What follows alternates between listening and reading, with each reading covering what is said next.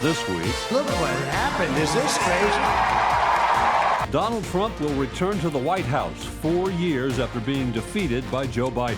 But we must accept the results of this election. The glass ceiling remains intact as Kamala Harris becomes the second female presidential nominee to lose to Trump. It's our country. We get to decide who comes in. We also get to decide who has to leave. A good night for Republicans in Tennessee and nationally. We have the money to build better public schools. So why aren't we doing that without tying it to the voucher scam that's ultimately designed to pull money out of public schools? Governor Lee unveils a new school voucher plan. Democrats aren't buying it.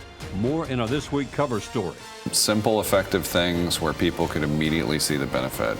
And Nashville voters say yes to a $3.1 billion mass transit plan. Hello again, and welcome to another edition of This Week. Election day has come and gone in Tennessee. Incumbent Republicans won re-election to Congress, the U.S. Senate. It failed last year, so Governor Bill Lee is back with a new school voucher proposal designed to gain bipartisan support. So far, Democrats aren't taking the bait. But we begin with 45 becoming 47 as Donald Trump again wins and Kamala Harris concedes the race to the White House. At his Mar-a-Lago resort, the once and future president huddling with top advisors. Transition planning already well underway. Hours after Donald Trump pulled off the most stunning political comeback in American history. It is now clear that we've achieved the most incredible political thing. Look what happened. Is this crazy?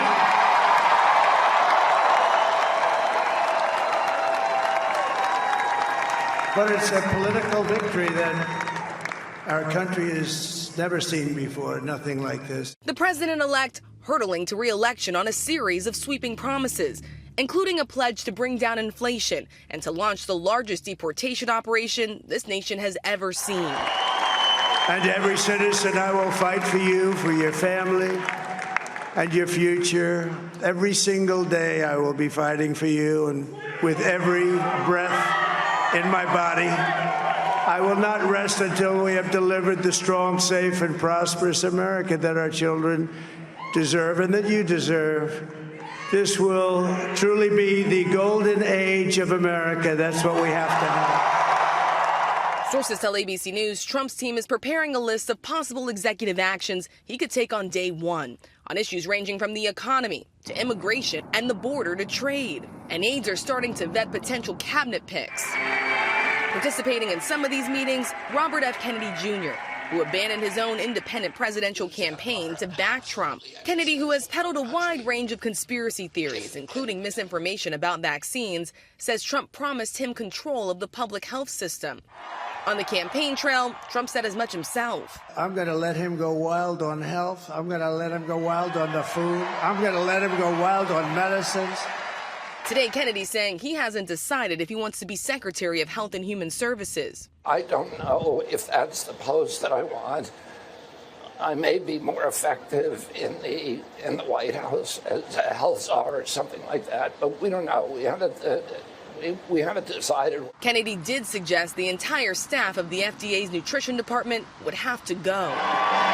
Another top supporter likely to have a big role in the new administration, the world's richest man, Elon Musk. But he's a character, he's a special guy, he's a super genius. Tiffany Trump tonight posting this photo. Musk and his young son standing with the Trump family. Musk has billions of dollars in government contracts, and his role in a Trump administration still unclear. He has talked about running a Department of Government Efficiency, pledging to slash $2 trillion in waste.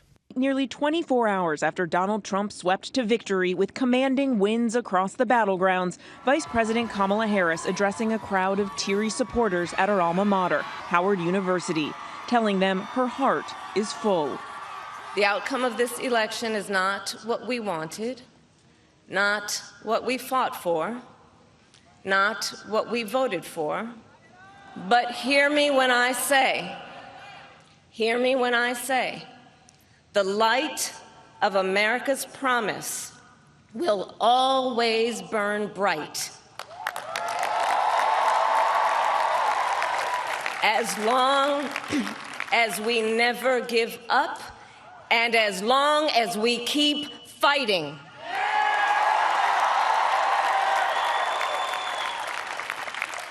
But we must accept the results of this election. Earlier today, I spoke with President-elect Trump and congratulated him on his victory. I also told him that we will help him and his team with their transition, and that we will engage in a peaceful transfer of power.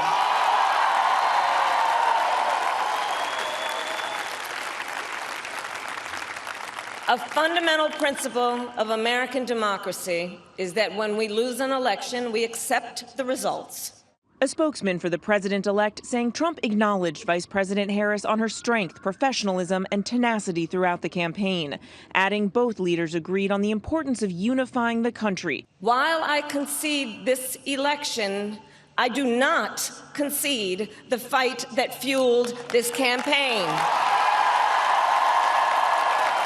The vice president with this message to her young supporters. To the young people who are watching, it is okay to feel sad and disappointed, but please know it's going to be okay. On the campaign, I would often say, when we fight, we win. But here's the thing. Sometimes the fight takes a while. That doesn't mean we won't win.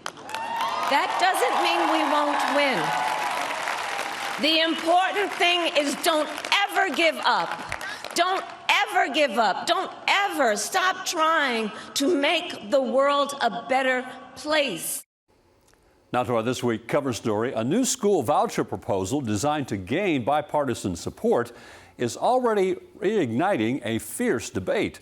Now, the new plan would create 20,000 scholarships for private schools in the state, with half available to low-income students.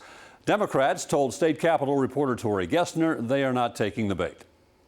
It's called the Education Freedom Scholarship Act, aimed at creating a statewide school voucher program. Republican lawmakers say it's back, and better than ever.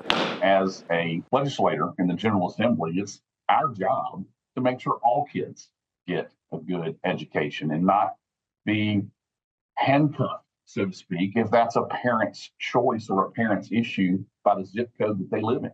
The bill filed this morning would create $20,000, $7,000 taxpayer-funded scholarships for Tennessee students to go to private school or other options if their parents choose.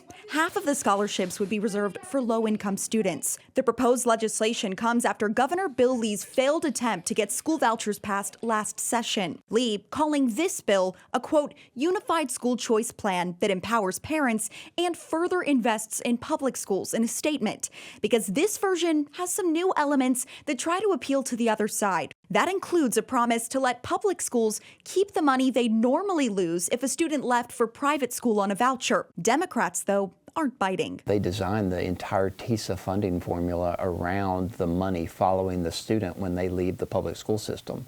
That was the reason they passed that, was to pave the way for their voucher scam and for their privatization schemes.